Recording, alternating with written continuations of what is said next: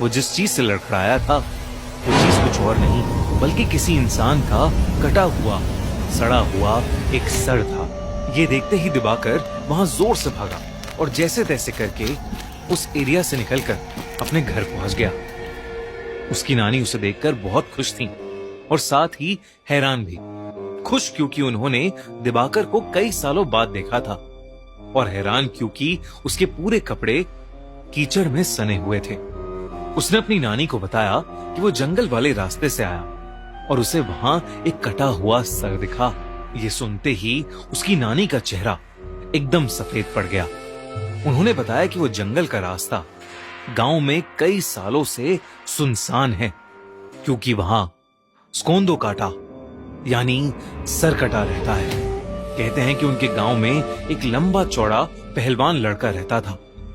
एक दिन उसे एक लड़की से प्यार हो गया और जब उसने उस लड़की से अपने प्यार का इजहार किया तो उस लड़की के परिवार वालों ने उसको बहुत मारा और उसकी बहुत बेइज्जती की। उस दिन के बाद से वो लड़का एकदम पागल हो गया और उसने अपने पागलपन में एक रात उस लड़की को जान से मार डाला। उस लड़की के परिवार वालों ने उसे ये करते हुए देख लिया और उस लड़के को जंगल में ले जाकर उसका सर काट दिया।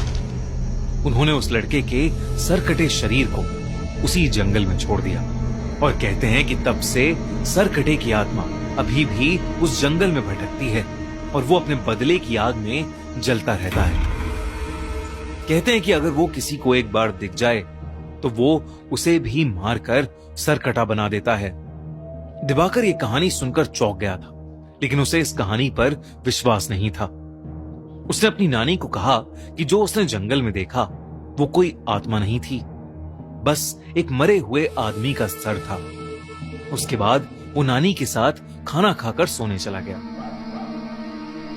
जैसे ही आधी रात हुई दिवाकर को सोते हुए ऐसा लगा कि जैसे कोई धीमी सी आवाज में उसे पुकार रहा है। उसने उठकर देखा तो उसके कमरे में कोई नहीं था। उसे लगा कि शायद उसकी नानी होंगी, पर जब वो उनके कमरे में गया तो वो गहरी नींद में सो रही थीं। उसे ये अपनी थकान का नतीजा लगा और वो फिर से सोने चला गया। लेकिन उसकी आंख लगते ही उसे फिर से वही आवाज सुनाई दी।